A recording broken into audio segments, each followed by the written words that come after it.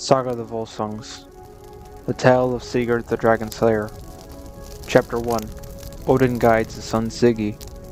So the story begins. This tale begins with a man called Siggy, and he was the son of Odin. There was another man named Skadi, who was also powerful. However, Siggy was more important of the two, and was of better stock. Skadi had a thrall named Breidi, who was capable as any in his duties. One day, Siggy goes hunting for deer with the thrall Breidi. They hunted all day long. When they met together, Breidi's bounty of deer was far greater than what Siggy had slain. Siggy, dismayed to be shown up by a thrall, wondered why a thrall should outdo him in hunting. For this reason, Siggy murdered Breidi. Siggy, in his anger, slew the thrall and buried his body in a snowdrift. When Siggy went home that evening, he said that Breidi had ridden away into the wilderness. Soon he was out of my sight, and I never saw sign of him again, Siggy explained. Skadi doubted the tale that Siggy spun, and figured it was a deception. Skadi sent men to see what happened to Breidi, and searched for signs of any misdoings. In their seeking, they found Breidi's body in a snowdrift. Skadi proclaimed that all men should call this drift Breidi's Drift. In this fashion, all folk called every great drift this name.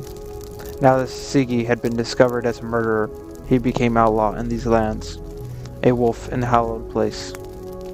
So his father Odin guided him from those lands. They fared far away until they came upon warships and men, so he might capture his own homeland.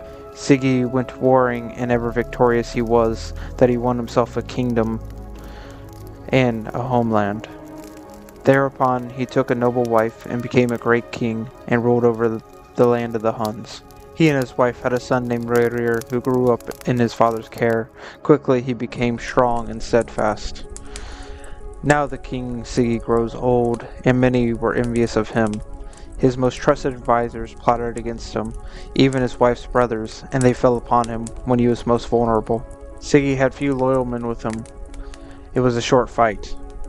Siggy fell there with sword in hand, but his son Rerir was not with his father in that fight.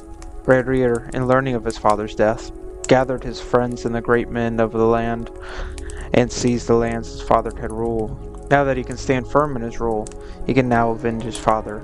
King Rerir gathers his mighty men against his maternal uncles. Their treacherous deeds outweigh any kinship there once was. He fared forth to carry out this dreadful deed, but he slew his father's killers. He got much more land and